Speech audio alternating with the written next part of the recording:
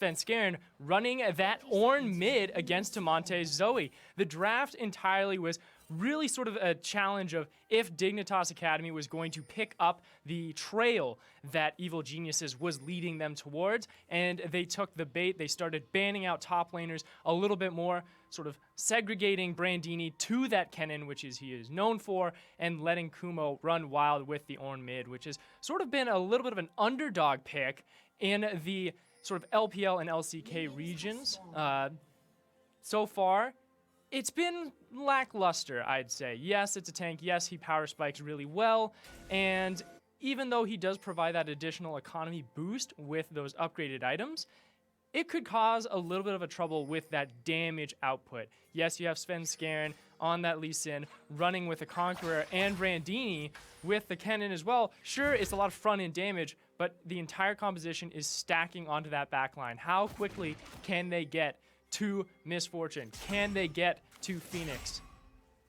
And with that, the starting of these clears in the jungle, both starting on the top side, going to be taking their red and blue respectively. FLICKR also going for the Gromp, most experience granting jungle camp in the current meta. And now with also the steal that Ole was able to take with the Thresh, Matt on Nautilus, who tends to be more favorable in a defensive and passive state. Likes to play it safe until he is in a fully confident sort of area to try and aggress in. No real massive minion waves to get pummeled by, no junglers coming in to get you, and you already noticed that with the warding that they had on that bottom side. Already 2 wards here for Dignitas Academy, making sure that they have complete and absolute dominance here in this bottom side, being confident to proc some of these demolish stacks and get to those gold plates quickly. Now the rotation down as well. We did sort of see a focus on getting this bottom lane ahead. Sure, not in the picks and bans, but in the game style as well. Seeing if FLICKR and Acadian will set their eyes on letting this matchup between Deathly and Phoenix go unassisted, or if they really want to bring a hand into swaying this bottom lane. Because, you know, it's the one real matchup that not a lot of people know about because Phoenix is transitioned down to the bottom lane. This is the first time that we're actually seeing him in a professional scene playing this bottom side. He moved to that marksman for Dignitas Academy, and, you know, following in the steps of G2, this might be a proper transition. But hold on, Acadian, he is going to be taking that Scuttler. Does get that miss, though, as FLICKR tries to smite that away, and it does still go to Acadian as Damonte is here early. Forces FLICKR to retreat into the pit of the dragon. But we'll just have to wait just a while longer as Acadian says, you know what, the bait not going to be taken for that one, as Matt actually steps on his aggression onto Ole. Will he be able to do enough damage to really make it worth it and have FLICKR have that dominant pressure in this jungle on the bottom side? As a matter of fact, it does turn out to favor them. Evil Geniuses turning that pressure back onto Phoenix and Ole. And now on the top side, Acadian actually is able to get both of the Scuttlers as, hold on, Damonte doing a huge amount of damage, getting that kill onto Kumo. Solo kill, first blood, going to Dignitas Academy. And on top of that as well, we did just see Acadian take both of those Scuttles, so that's a lot of gold funneling into that Elise and experience. Kumo immediately teleports back, gets harassed out by Acadian and Damonte respectively, as we do notice on the top side Brandini pressuring in onto Lorlo here. You know, you got that counter matchup, you psyched him out, you baited in for more of those bans, and you know, you're paying for the better. Acadian though says, you know what, just because you banned him out and got that counter doesn't mean I'm gonna just let it slide. Brandini taking a decent amount of damage on that one. But now looking at a little bit of a calm as both the teams lick their wounds to reset, poking it around. You know, Felio's still one of those marksmen that are just so dominant with every single matchup. Yes, Misfortune is one of those true comforts that sort of neutralizes that situation, doesn't get bullied as much because of her wave clear and poke potential, especially with the press the attack build that she has running. But you can see it in the CS differential, still slowly in favor of Deathly on that bottom side, as the rest of the team fairly evened out. Only that first blood gold is of the benefit. But we also see motions here on this bottom end from Dignitas Academy. Damonte seeing if he can sort of sneak his way down from the mid lane into the bottom jungle. Possibly focus that in. It gives me some fun little stats to check out. You know, when I was first actually studying these teams, before Kumo and Svenskeren was fully announced because of just the visa issues that Evil Genius Academies was dealing with both Hadir and Korean Kid, it was sort of a different story from both of these teams, and the fact that you have Dignitas Academy, who is massively overtuned for the scene with Lorelo, Akadi, and Demonte. You know, respectable LCS players who just weren't picked up during the offseason. And on the side of Evil Genius Academy, they did get a strong LCS roster, but the question is still there for their Academy team. Is that trade-off getting those imports from Europe and Turkey, or Lebanon as it is for Korean Kid? Is it going to be worth it? Because they're not new blood. They have a lot of local experience from their home regions, and they've shown sort of back and forth performances, and it's not something that gets me hope.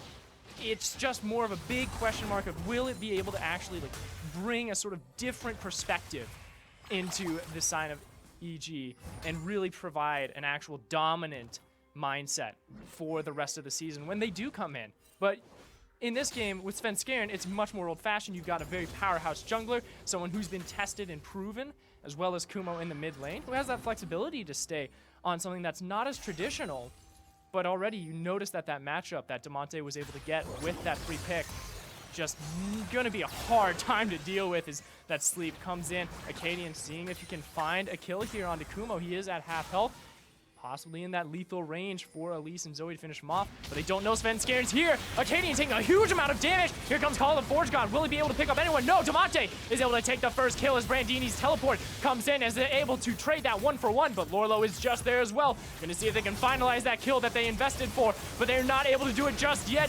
The trades are coming in. Phoenix is able to find that kill onto Kumo finally. And Ole seeing if he can wrangle up a mat as well, and he does. A double kill for Phoenix, the new marksman for Dignitas Academy. Jumping now to a 1,000 gold lead, and with the presence in that bottom side, they will take a Cloud Drake as their prize. And so far, already seeing expectations being met here from Dignitas Academy. Their collapse onto that bottom fight was so much faster, so much well sort of oiled in to the team and communicated perfectly, as EG sort of slowly bled in. Not as much communication to collapse onto that fight, and it was just those slower gears turning for Evil Geniuses that caught them in the end. But they're going to try and redeem themselves, see if they can shift up onto this top side and get a scuttle for themselves, as well as a herald. Be grabbing Shelly on themselves. Kumo taking some harass from Demonte on that free ignite that he got on his W. And you already see the transition as well from Evil Geniuses Academy. You actually notice this in the LEC as well. When that dragon is lost, you immediately shift up your duo of your marksman and support into that top side to prioritize that herald. And prioritize they did. Claim it for Svenskeren, grabbing that one and moving up to this top end for the next 4 or 5 minutes until the next dragon spawns and their attention sways once more into the bottom side of the map. But looking at the current gold status as well, you just see how well that last fight paid off for the bottom end of Phoenix and Ole for Dignitas Academy. It's really a dominant just reward. It really is. Because they were doing subpar in that bottom fight. Yes, they were neutralizing Aphelios as they should against Deathly and Matt, but getting those 2 kills on a Misfortune jumps her up to where she can finish her item a little bit earlier, have that burst damage that she needs for those fights with her bullet time, and then it just makes those neutral objectives so much harder for Evil Geniuses to grab. Lorelo now clearing out that bottom side. Svenskeren chilling out, seeing if he can find anything. You gotta give a commendation for Dignitas Academy as well. Their warding has been impeccable. Look at how many wards are down there. I don't like to count on cast, but there's at least 4. Definitely though, there is 3 members here for the side of Evil Geniuses. They want to see if they can snag some additional turret plates for their bottom side, for definitely just catch up in favor against Phoenix and Ole. But struggling is still for this bottom side. It's now Demonte grabbing that blue buff as well, going back to the mid lane, going to be relaxing for a while, as, you know, sitting here at this point, you've got 3 control words as well, one in the Baron Pit for Dignitas Academy, and 0, actually 1 there on that top side for Evil Geniuses.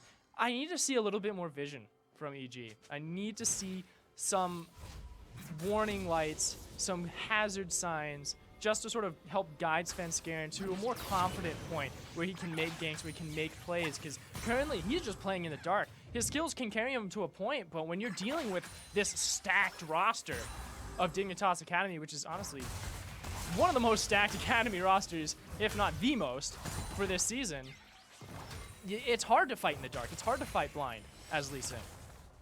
So you now at 108 CS on Demonte. First one to break triple digits. Going for that Luden's Echo as well as Acadian and Ole. Seeing if they can find a possible sneak onto Kumo here. The side that is for the better, that they assert their attention to the top side, where Brandini transitioned a little bit earlier to his components here against Dig Academy. They get the exhaust, they get the flay. He will use the Hailstorm to possibly get at least some damage, but it's not enough. The damage was there, and Acadian was on par and on point for that secure the kill. It will still go over to Phoenix. We did steal the Herald, drop down into that bottom side, getting some good damage, also breaking that final turret plate. Here, Lorlo said, you know what, you can take the bot, I will take mid. Kumo gonna have to use his stopwatch, but also sacrifices the Call of Force God, but he's able to get the kill with the flash headbutt into the wall, getting just enough crowd control to secure the kill with the assistance of the turret. You don't want to see the damage charts on that one. It was all the turret's help from there, and Kumo was just a support. But speaking of supports, Matt once again getting caught out. 0-2 on the Nautilus, just not having any fun. And, you know, he's paying his dues with not being able to get any wards out there, getting vision, trying to find some control in the river, but it's all Dignitas' game here. This is what we expected out of this team.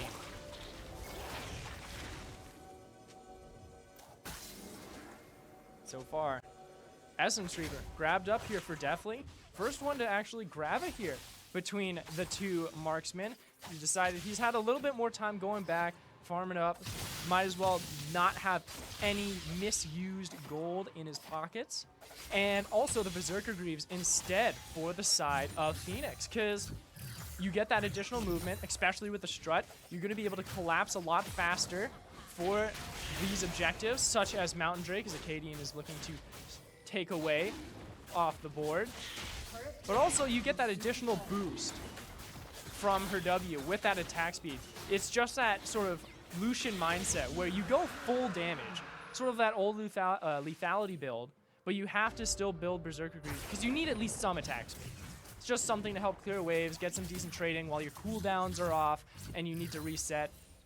And Lorlo going into this top side, it is going to be an infernal map as well, which not really my favorite map, to be honest. I'd prefer either a cloud or an ocean map here because even though you get that massive soul, which does huge AoE-wide damage, overall, it just opens up the map to a point where it is going to be so much harder for Evil Geniuses to try and really choke down and get to a point where their ultimates are going to be in favor for these fights. These opened up styles, these places where it can sort of separate and widen out the fights and make it more multiple skirmishes instead of one conglomerate team fight, is totally in favor of Dignitas Academy, and especially if they do grab that soul, that bonus AoE damage, going up against that Death Ball composition that Evil Genius has concocted. It's just going to be bad news bears for the rest of EG's time, but that means they have to double down and invest on getting those dragons as fast as possible. Or, option B, just full send it right now. Just absolutely get all 4 members, even 5 with Kumo as well, and just try and crush these roaming parties of Dignitas Academy. Catch these members out, because if you have those 4 members right there and good to go, you're you have to go as fast as possible because you're not going to allow any time for Dig Academy to get in, which they're doing just now. They're going to find Matt Call, the Forge God coming in. Headbutt is going to be able to grab him. They don't take out Matt just yet. The stopwatch does come in, but Bullet Time separates the team of evil geniuses. And now the hunt is on for Dig Academy. Cocoon grabs in. Kumo running for his life, and Brandini just being out of reach of Ole's death sentence and escaping with his life. Nice disengagement there, but hold on, Flash, Cocoon there from Acadian. Will he be able to have enough damage? There's the repel, denying some damage, getting back in. The kick from Svenskeren secures the kill for EG, but will not go unanswered. Damonte picking that one up and still looking for more and decide to fall back. They were able to call off that Herald take of Evil Geniuses and grabbed a kill for themselves. Unfortunately, yeah, they did lose Acadian on that back end. But hey, you have a 5-1 Zoe with Luden's Echo, who could absolutely destroy Deathly at any point. I do not doubt Damonte and his skills on this Zoe, notorious in the LCS as well. So far, only a 2,000 gold lead for the side of Dig Academy, but it feels like so much more. So much pressure from these warding parties that Dig Academy has had, from Ole, from Phoenix, roaming together as a group, and I'm really impressed by Phoenix's performance in this game. Yes, it's not something that's flashy, it's not a huge power maker like you want from a double lift, but it gives me some very nice utility vibes. Someone that reminisces to our late Sneaky. Rest in peace, hope you come back, man. But it does provide something where it's just that capability to have that team fight and team impacting play, and always being with your support, always helping out where it's needed and providing that damage just to scare away any members that try and get some easy kills onto your support, or even just anyone who's sort of migrating around, roaming around, checking things out. And another hidden factor as well is how well Damonte has just sort of synchronized with Acadian here. It's one of those expected results, something you wanted, but hold on. We'll keep a tab on that as Damonte escapes from Svenskeren there. But again, yeah, Acadian and Damonte, like, it's that mid-jungle duo that you really want in this new season. Somewhere where you can get those clears in the mid lane and roam just again, and you sort of grab all those pieces together and you mash them into one. It's like, hey, we've got a roaming squad of Ole and Phoenix, we've got a roaming squad of Damonte and Acadian, and Lolo can do pretty much whatever he darn wants. It's a recipe for success as long as you're able to communicate with each other, collapse when needed, and then finally fight as a full unit. That is really the question at hand, and so far, that question is being answered with a big ol' heck yes. And it's only 18 minutes in. They already have, sure, one turret down, one turret for both sides. And it's a slow and steady game at this point into this mid-game conversion. Seeing where these massive item spikes are going to be and their final focus on this mid lane to open up the map even more for Dignitas Academy. So now Lorlo, he found some members to hunt. Brandini and Svenskeren trying to get away. They do so because Infernal Drake is up. Like I mentioned before, you do not want to give this up if you're EG, but hold on, Call of the Forge God is coming in. Massive bullet time, able to just sort of squeeze them all in, but that's what Evil Geniuses wanted. They want to fight in a chokehold, and so they did. Yes, one member went down. Damonte and Brandini both gone, but Matt has also fallen. Svenskeren getting hooked. Ole coming in, but Svenskeren safeguarding away. Lorlo Flash gets the knockup, but cannot claim any prizes just yet.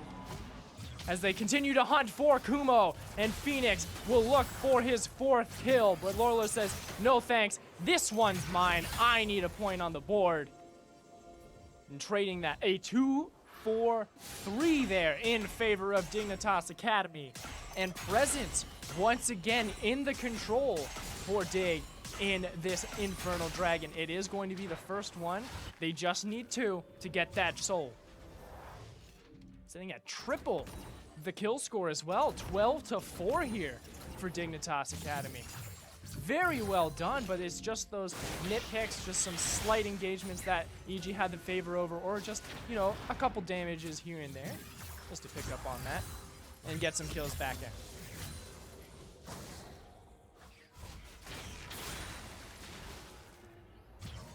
but now you sit here as Evil Geniuses. Where should you be? And it's at that dragon exactly again. Deny some of these to just slow the crawl that Ding Academy has been getting to this Dragon Soul. And they claim it once more. Evil Geniuses deciding not to prioritize this. They need to lick their wounds a bit more. But it's just allowing Dig to grab more control of the map. The bottom end is lit up like an absolute street. There's no dark corners there. And now they're going to transition that up to the top side. Luckily, Evil Geniuses Academy this time is actually there to clear it out and be there just to see if they can bait anything out. They're not able to get that one ward there. Hold on. They did just find it with the control ward. But Dignitas is on another side. They see Deathly all alone. They do not get the hook, but the flash play comes in. Deathly is not long for this world as he is taken down by Phoenix. But Ole continuing to tank up. The heal comes in, saves his life for now. Sven Scared might try and find Ole after that Forge God. But he's too far away and too close to the other members of Dignitas Academy to even think about looking for a reciprocate kill. So now, Herald once again spawned in this mid lane. It will crush the defenses of Evil Geniuses. And look for the second here. Open up this map more. That's all Dignitas Academy wants. As they leave Herald to its inevitable demise. And decide to go ahead and reset. Perfect time to reset as well. Quick look at the board. 4-0-4 on Phoenix. Sitting with a beautiful Infinity Edge and Essence Reaver. Just exactly what you want to come in to this Baron fight. And there's not much that Evil Geniuses can sort of look to regain at this point. Yes, you have a Runon's Hurricane on Essence Reaver, on Deathly. But where else is this damage coming from? And this was a little bit of a concern for me in their draft. Yes, creative. Yes, funneled Dignitas Academy to think a little bit outside of the box with the Ornn mid. But it's just not turning out for the better because it's just put such a dampening into their damage output into these mid-game fights. You don't have massive bursts coming out of Brandini with the Cutting Maelstrom. You don't have the sustained damage outside of Deathly. Aphelios, yes, does provide a little bit of that. Is a huge and dominant marksman in the current state, but it's not enough to carry an entire game. It is not a tank Kog'Maw. It is not a Xayah at 20 minutes. It's not a Senna at 30 minutes who is able to infinitely stack and infinitely scale with her souls. You do have slumps. You do have sort of levels and plateaus in your power spiking with Aphelios, and especially when you're struggling here, 4-0-4, 0-1 comparatively. Yes, you're 20 CS up, but that's nothing compared to the 4 kills and 550 gold bounty that Phoenix has. Definitely needs to find a safe space in these fights, and it's extremely hard to when you have cocoons flying left and right, sleepy trouble bubbles, throwing it just in the same manners, creating such a fine choke point for you to mess with. And the rest of your team is going all in, straightforward, heads first, into the enemy line, because that's how that composition is. Get straight in, and it leaves him in the back end saying, well, I can be that mid-range fighter, but what else am I going to be able to snag if every single member of Dignitas is just as close to me as they are to the rest of my front line? And especially with Ole, who's just been finding such a good job getting to Deathly, finding him in those fights and just isolating him out, calling it, telling Phoenix and Lorlo, hey, here he is, and the rest of the team collapses, denying so much damage. A little bit of calm. You know what, Evil Geniuses, you're on a little bit of an odd side here. Are you looking for the pinch? This is it, but they smelled you. Sven Scared took the Sleepy Trouble Bubble straight to the face, but was able to safeguard to his members. The Ignite as well. That is huge damage coming out from Demonte. Not even a Sleepy Trouble Bubble needed, and not even a full and ready Q either. Orlo. He's going to get that red buff for Phoenix. Going to snag that one up. Dragon. It's going to be in a couple minutes. And a fight is brewing here. Just one pick. That's all they need. One pick for Dignitas Academy. Same with EG. This might be it though. Kumo is in some trouble. Drowsy, Sleepy Bubble, Trouble Bubble onto Sven Scared there. They have to disengage. Their front line is gone. Bullet Time comes in, shreds the members of the Evil Geniuses. for just a little longer. Forge God does hit 3, but it's just to be a disengagement tool, to force the members of Dignitas to rethink their engagement and force a retreat as Evil Geniuses looks to flank again around to this Baron. Make sure that Dig cannot snag it. They decide to start it themselves. I don't think they have the damage for this. Dignitas Academy knows they are here. Sleepy Trouble Bubble, it's gonna separate the members of EG.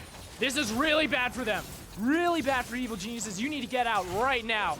You need to run, because you do not want to play a 6v5 with Baron whacking on your front line. Damonte just missing there. Kuma also being able to find an Ole as a disengagement once again from the members. This Baron dance is so deadly. Svenskeren gets the flash, but he misses. Phoenix is able to get the kill. And now the chase is on, but Brandini finds the flash. Phoenix is way too far out of the zone, but he has no problems whatsoever. The rest of his team is there to help him through. Definitely going to fall in just a little time, but so will Matt. And on the back end, Phoenix able to grab Kuma once more with a sliver of health, and Damonte cleans and finalizes the ace with a triple kill. Holy moly, Damonte, you mad lad. So perfectly played from both him and Phoenix. Phoenix getting in with that bait, jumping in. It might have been a complete and absolute communicated switcheroo with that taunt. Phoenix walking in saying, I'm gonna bait him out. They're gonna flash on me. I have the stopwatch ready, and perfectly disengages with the rest of his team to follow suit and make sure that he stays alive through the rest of the fight. Now Svenskeren seeing if he can try and find a steal here. He does see a little bit of smell, but here's the exhaust Ole, and the rest of Dignitas Academy says, no, no, no. These dragons are mine. So now that fourth and final Infernal Drake grants the soul for Dignitas Academy. A massive amount of AoE burst damage is going to be coming out from every single member of Dig. And it just spells absolute trouble here for Evil Geniuses Academy. Sitting now at an 8,000 gold deficit. And the only hopes of survival is getting a Baron steal and wiping Dignitas Academy all in one fell swoop. Do they have the tools? They have them on board, but is the damage there as well?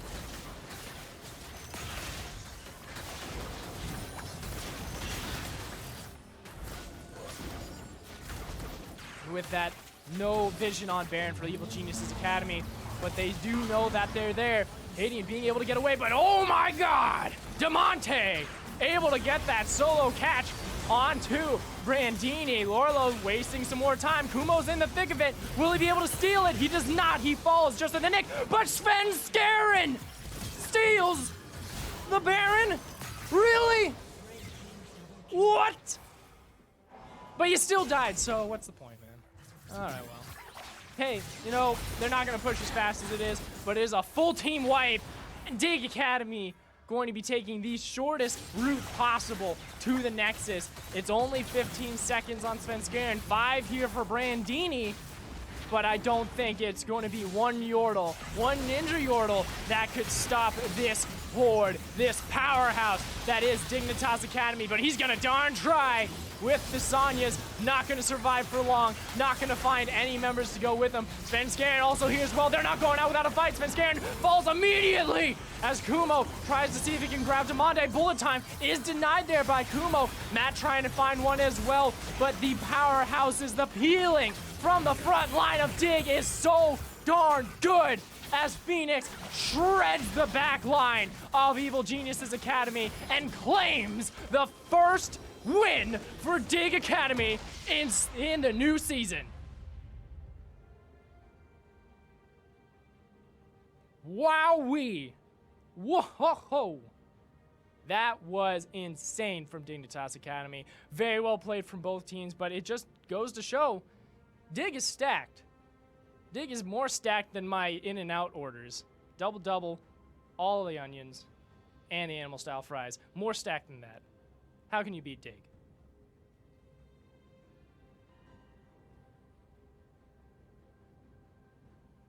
And looking at the final score here as well. 11-2 on Damonte. Absolutely amazing.